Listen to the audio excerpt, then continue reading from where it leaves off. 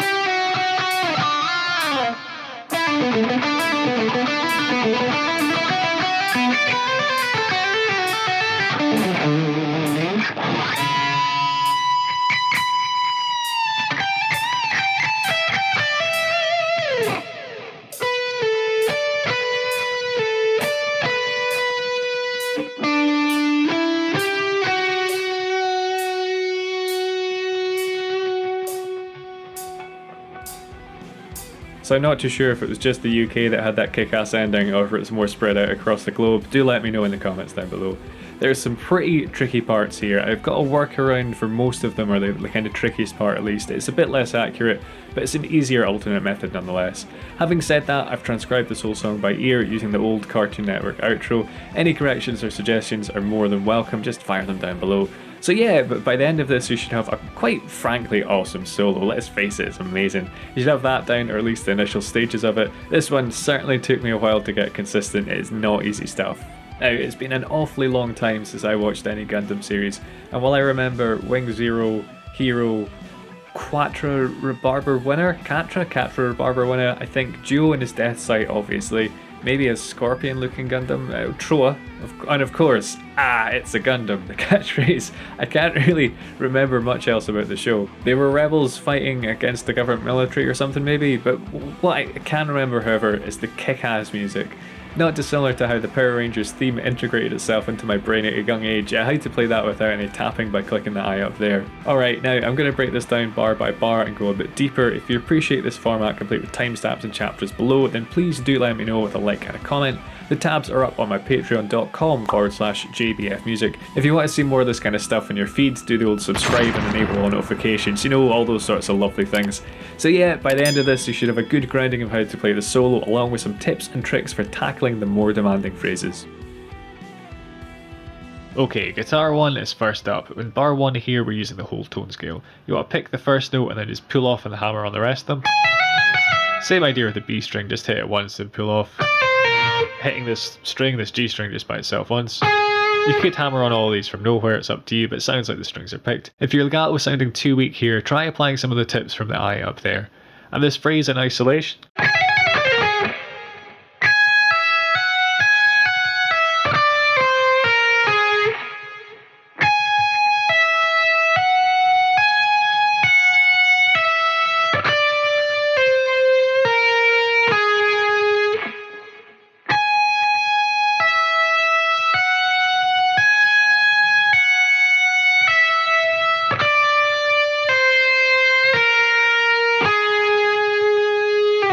Guitar 2 I think is dipping the whammy bar on the open D string, and then hitting a natural harmonic on the 3rd fret G string, the highest one on here, the one right there, so just to the side of the fret wire of the 2nd fret. So playing the open D string and dipping the bar, while the bar's still down, hitting that 3rd fret harmonic. At this point you want to return the bar to pitch for that squeal and then dive it back down, like this.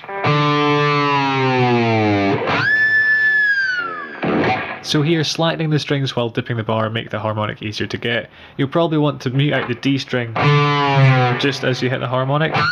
So you can do this with either resting this finger lightly on the D string when you get the harmonic with your palm, or a combination of the two. If you're struggling to get this natural harmonic, it is a bit of a tricky one. Check out this Natural Harmonics 101 with the eye up there.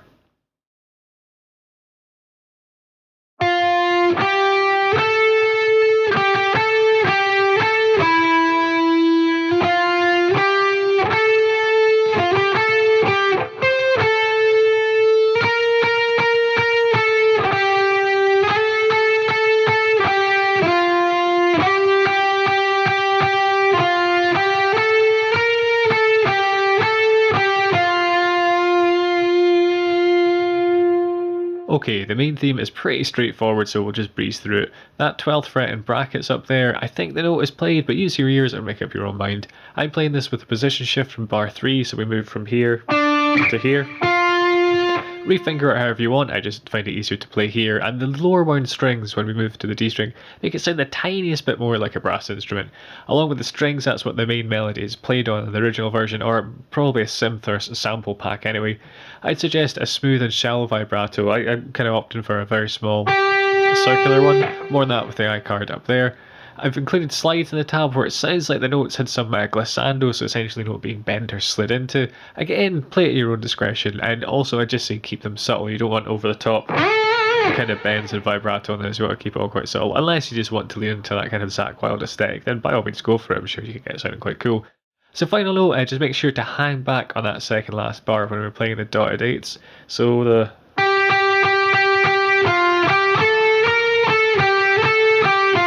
that second last bar, make sure to play that behind the beat and it'll sound really awesome. If the playthrough I did there was too fast, just adjust the speed with the settings cog in the bottom corner. The pre-solo bridge here, and this bit's done by those also wonderfully kitsch orchestral hits. I don't know how they still sound badass and cheesy at the same time, but they do, it's amazing. Anyway, I've arranged it for guitar because this is primarily a guitar channel. The way I've suggested doing it is just doing octaves, so your 7th fret on the G, 10th on the E, just mute out the B string, and you just want to play these nice and staccato. So maybe bouncing the fingers lightly off the frets here in between strokes, and perhaps using a little bit of palm muting afterwards to stop the notes from ringing out. So here's a little bit slower.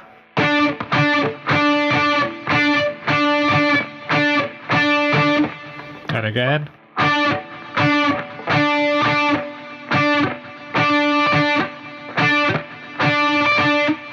This last bar is 2/4, so just being 2 beats, it means the solo might come in a little bit sooner than you expect it to, so just watch out for that. A pretty similar natural harmonic idea to the intro, but here we don't have the dip on the D string before, we're just going straight to the harmonic. So again, you want to dip the bar, hit the string, the harmonic, again it's this one here, the highest one you can get on the 3rd fret. Once you've done that, raise the bar at the pitch and dive it down. So, depress the bar, hit the harmonic, raise it to pitch and bring it back down. I'll try that without speaking. And again. Try to get it cleaner, 3rd time's a charm.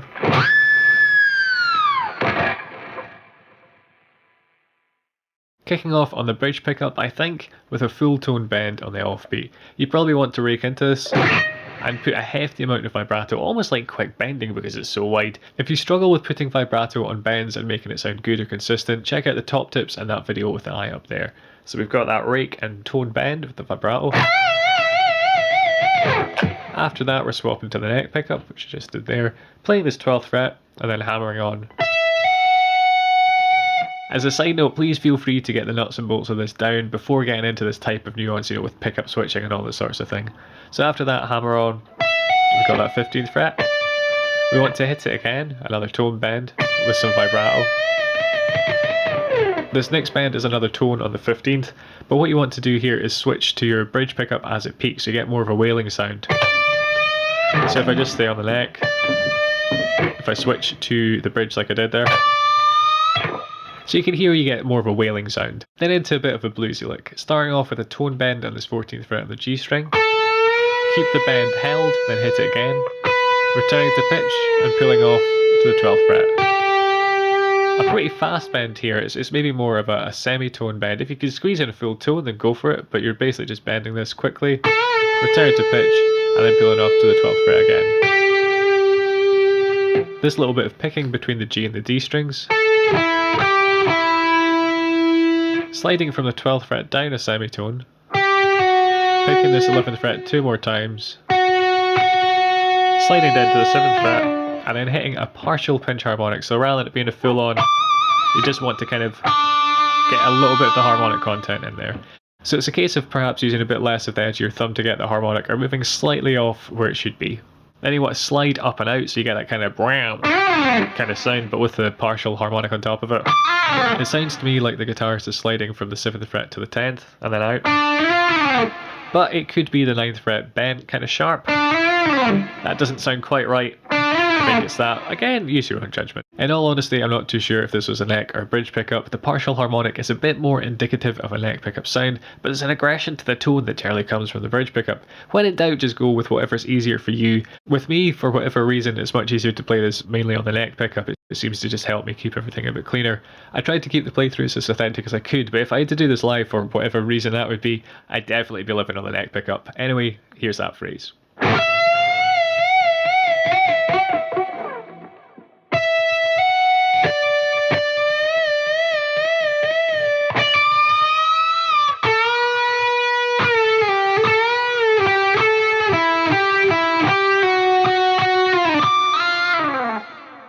Alright, now this isn't easy. I've got an alternate version for the first half, so if this is too taxing or you just want to get a rough gist of the solo, feel free to jump ahead. The timestamps will be below with the section, so it should be easy to find. This is very heavily palmuted as well, but I'm fairly confident that this is what's in fact going on. If you're a regular here, shout out to the Lick Squad Elite, you guys rock. You'll have already encountered this downward pick slanting economy picking legato trick before. If you're new here, hello, and you can find a breakdown of this picking pattern with the eye up there. In a nutshell, you want to pick slant downwards, so holding the pick this way, hit every note on a new string with a downstroke as well, and sweep, or basically using economy picking to go down through the strings. So what we're going to do is go down, pull off, down, pull off, down, down. At the start of the next bar, we're essentially repeating this picking pattern, but starting with a hammer rather than a down. So in that case, we've just swept down to this note, and you have hammer, pull off, down, pull off, down, down, and repeat.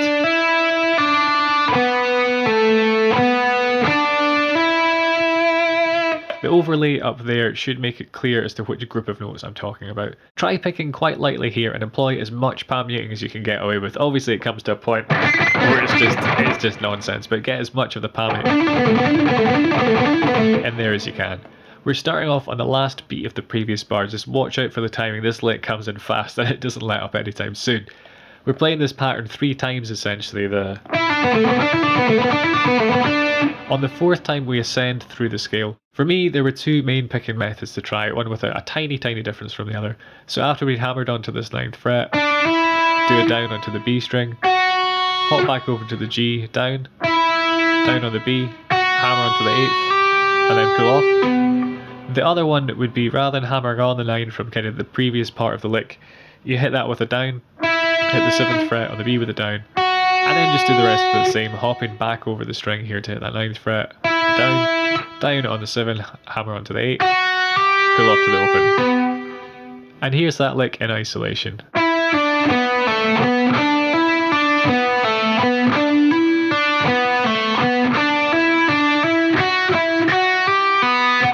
And now I'll go through that more slowly. Now, as a side note, when getting this down, I'd much more luck somewhat counterintuitively trying to play this quickly, but just making sure I was very relaxed. In the video where I explain this pattern in a bit more depth, I'd already touched on this, but in case you've not seen that video, I did just want to point it out.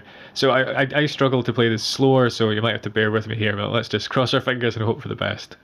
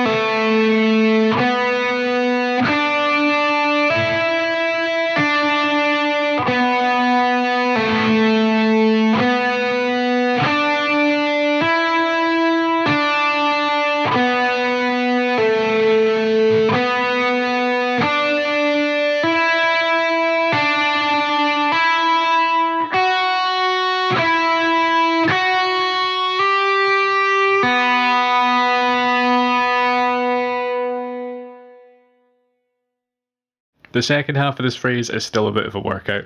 So we're hitting this 10th fret on the E string, then using legato on these notes. Similar idea on the B string. Hit the first note, you could just hammer the song from nowhere, and then legato for the rest using hammer-ons and pull-offs. That last note up in brackets there might be there, it might not. It's up to you what you want to do with it. I think I tend to miss it out. So it would be this.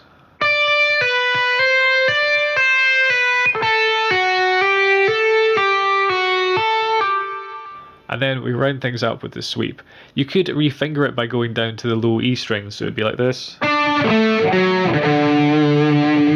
I just found this way a tiny bit easier, and with stuff that's as difficult as this, you want to make things as easy for yourself as you can. So if you find any refingering or kind of picking hacks or tricks or whatever that make it easier, I'd say just go for them, unless you're bothered about getting it totally authentic. For the sweep, you want to use your first finger and roll it across the 7th frets on the G and the D string. So using 2 upstrokes there, another up on this 9th fret, and then you can either pull off to the 5th fret or you can hit it with a down, which I think might be a tad more authentic. And then you want to get some vibrato on that note as well, which isn't easy to do because we don't have much time. I mean, this isn't the cleanest sweep in the world, but it just has such a ton of vibe and attitude. So when in doubt, I would just palm mute the absolute life out of this and hope for the best. You know, even if you just get kind of rake sound, it's going to do the job, isn't it? And let's go through that second part of the phrase.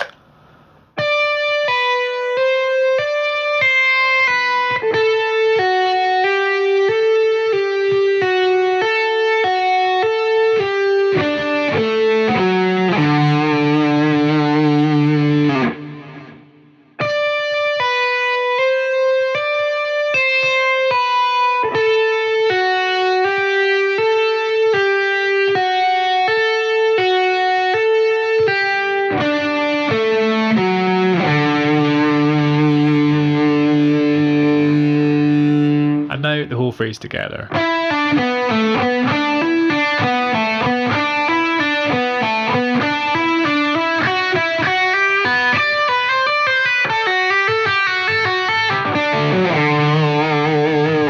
A wee bit slower.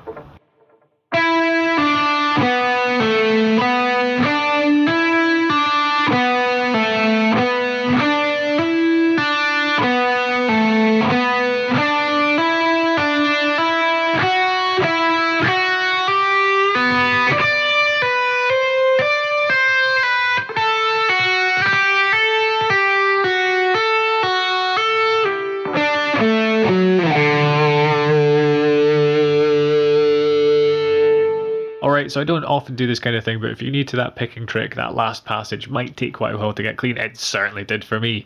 So what you could do is triplets on the B string, just taking the first note in every group of 3, or indeed using more legato if you want to. So this isn't exactly a walk in the park either, but for most of us this will be considerably less strenuous, and there's a good chance you've encountered something like this before. So it'd go like this.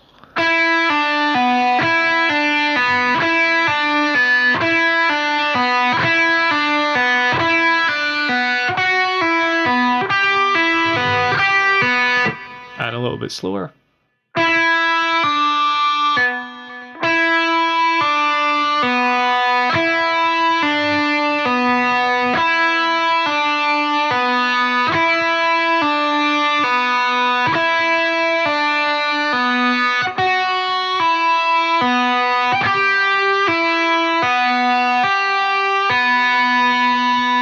A well-earned reprieve from the full-force shred with some tasty melodic lead lines to finish it off. You want a tone bend here on the 17th fret, rake into it, and in an ideal world what you want to do is catch the 17th fret on the B string and hit that as well. This will sound a bit exaggerated and nasty in isolation, but it just adds some really nice grit in the context of the full song or solo when the guitar isn't quite as exposed. I'd probably run out of cards at this point, so I'll pop a link down below to this particular technique, often called the Hendrix bending trick. Essentially you want this finger flat enough that you can get over the top of the B string and grab it when you're doing the bend. But like I said, I don't want to diverge into this, so if you don't know the technique, check out the video I just mentioned. Keep that bend held. This is a side note, if anyone knows of any better ways of getting Guitar Pro to make this happen without creating this sort of mess here, please do hit me up in the comments. But yeah, you want to hit this bend 3 more times when it's sustained, and make sure to only play the E string here. You don't want to play the B as well. You don't want that, you just want... And on that third one, that third hit, what you want to do is return it to pitch. So... 15th fret here, another 17th fret tone bend, then back to pitch, pull off to the 15th, picking the next 4 notes, then a hammer on. You might need to experiment with the fingering here. I really don't like rolling my fingers, I just have to sort of suck it up to a certain extent here. You might find another way that works better for you. A little bit of vibrato on that last note, then slide down and out to round up the phrase. So here it is.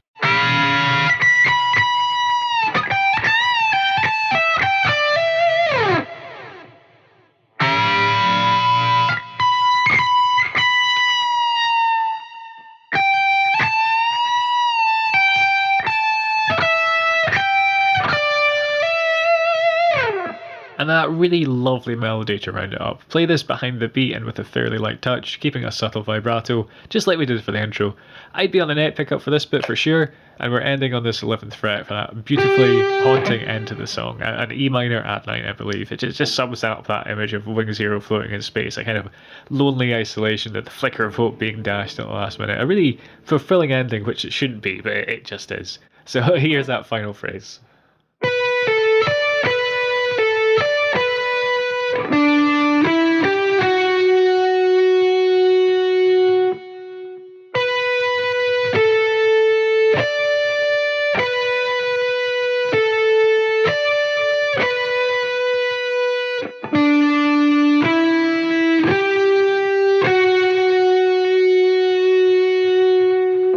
If you enjoyed the tasty blues rock inspired metal guitar lines here, you'll probably also like these Slash signature guitar licks. This has been iconic and underrated solos, that's the playlist there, but yeah, hit subscribe to keep up to date with the channel, leave me a comment, check out the tabs on my Patreon and enable all notifications by ringing that little bell on the side if you feel so inclined. Cheers guys.